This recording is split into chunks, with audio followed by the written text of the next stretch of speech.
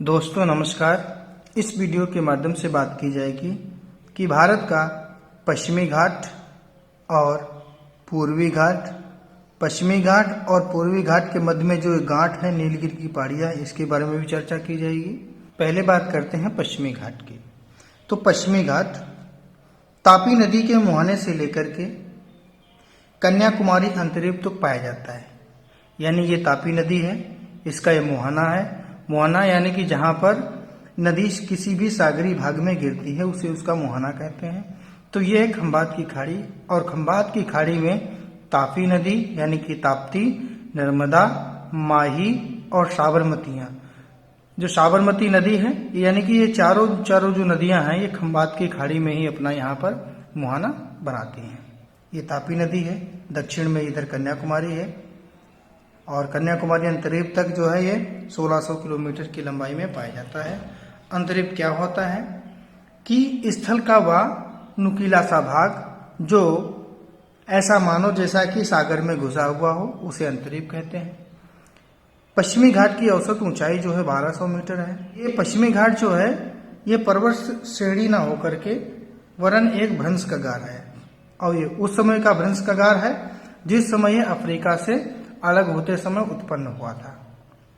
तो तापी नदी के जो 16 डिग्री उत्तरी अक्षांश है वहां तक जो इसमें चट्टानें पाई जाती हैं, बेसाल्ट लावा प्रधान चट्टानें यहाँ पर पाई जाती हैं।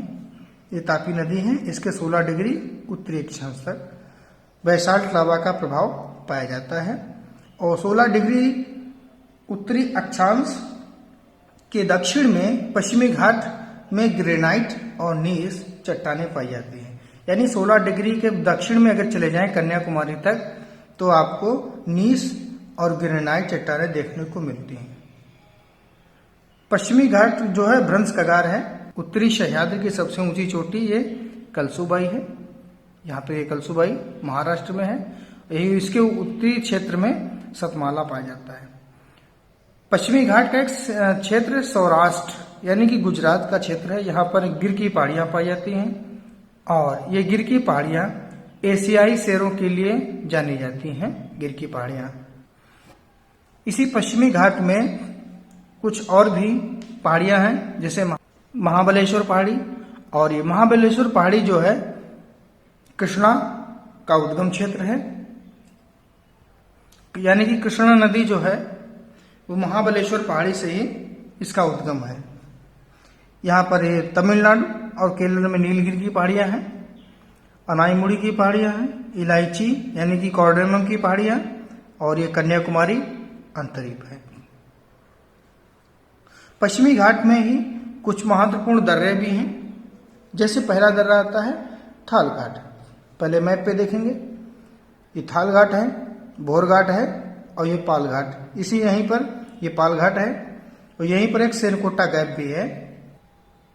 थाल घाट से इसमें नागपुर जाएंगे, नागपुर के बाद में कोलकाता, यानी कि मुंबई, नागपुर और कोलकाता के लिए इधर थाल घाट से होकर दर्रा रेल मार्ग और सड़क मार्ग दोनों मार्ग जाते हैं। भोर घाट मुंबई, पुणे, बेलगांव, चेन्नई होते हुए रेल मार्ग और सड़क मार्ग ये भी भोर घाट से होकर मार्ग जाता है। मुंबई, पुणे, बेलगांव कर्नाटक में पड़ेगा, और चेन्नई इधर तमिलनाडु में। पाल घाट नीलगिरी और अन्नामलाई के मध्य में ये है, और मुख्य रूप से केरल में पड़ता है। केरल तमिलनाडु के बॉर्डर पे है। तो पाल घाट दर्रा नीलगिरी और अन्नामलाई के मध्य पाया जाता है, और इस दर्रे से होकर के कालीकट, चित्तूर, कोयम्बटूर, इडोर होते हुए सड़क व रेल मार्ग दोनों ही गुजरते हैं। नीलगिरी पहाड़ियों की जो अधिकांश ऊंचाई है वो टोडा बेटा में मिलती है, 2637 मीटर मिलती है। और टोडा बेटा जो नीलगिरी में जो है नीलगिरी की पहाड़ी की सबसे ऊंची चोटी है, और ये तमिलनाडु में मुख्य रूप से पाई जाएगी। प्रसिद्ध पर्यटक स्थल ऊटक मंडल, जिसे ऊटी कहते हैं, ये नीलगिरी पहाड़ी में ही है। पश्चिमी घाट व संपूर्ण दक्षिण भारत की सबसे ऊंची चोटी अनाईमुडी। अन्नामलाई पर कौन सी पहाड़ी है? अनाईमुडी। ये अन्नामलाई की पहाड़ियाँ यहाँ पर पाई जाएंगी और इसी की सबसे ऊंची चोटी है अनाईमुडी। ये तमिलनाडु में, तमिलनाडु ही नहीं बल्कि पश्चिमी घाट व दक्षिण भारत की संपूर्ण ऊंची चोटी मानी जाती है। वैसे तमिलनाडु की जो सबसे ऊंची चोटी है उसको डोडा बेटा के नाम से जाना जाता है। अनाईमुडी के निकट ही पालनी और इडामलाई यानी कि इलायची की पहाड़ियां पाई जाती हैं, जिन्हें कार्डेमम की पहाड़ियां ही के नाम से जाना जाता है। और कार्डेमम की पहाड़ियों में ही सेनकोटा गैप भी पाया जाता है। सेनकोटा गैप यानी कि दर्रा पाया जाता है। प्रसिद्ध पर्यटक स्थल जो कोडाई कनाल है वो पालनी पहाड़ियों पर ही पाया जाता है। ये तो हुआ पश्चिमी घाट। अब बात करते हैं पूर्वी घाट की।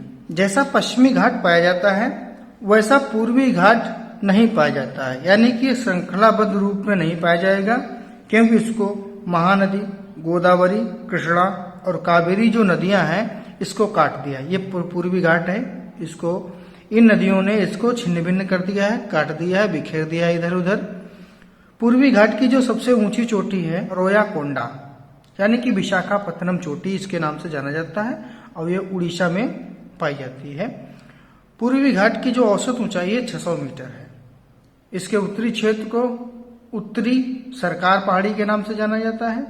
मध्य क्षेत्र को कुडप्पा पहाड़ी के नाम से जाना जाता है और कुडप्पा में ही नल्लामल्ला, एर्रामल्ला, वेलिकोंडा, पालकोंडा ये पहाड़ियां आती हैं। दक्षिण का क्षेत्र जो है इसे तमिलनाडु पहाड़ी के नाम से जाना जाता है। तमिलनाडु पहाड़ी में सेवराय और जवादी पहाड़ियां पाई जाती हैं। तो इसमें पश्चिमी घाट और पूर्वी घाट का जो सामान्य परिचय है ये आप लोगों को इसके वीडियो के माध्यम से जानकारी दी गई। अगले वीडियो में जो है पश्चिमी घाट और पूर्वी घाट के जो तटीय क्षेत्र हैं, यानी ये जो तटीय क्षेत्र हैं जैसे कन्नड़, कोंकण, इसके बारे में, और मालाबार तट और कोरोमंडल तट, उत्तरी सरकार तट, इसके विस्तार के रूप में हम अगले वीडियो में आपको अध्ययन कराएंगे। नमस्कार।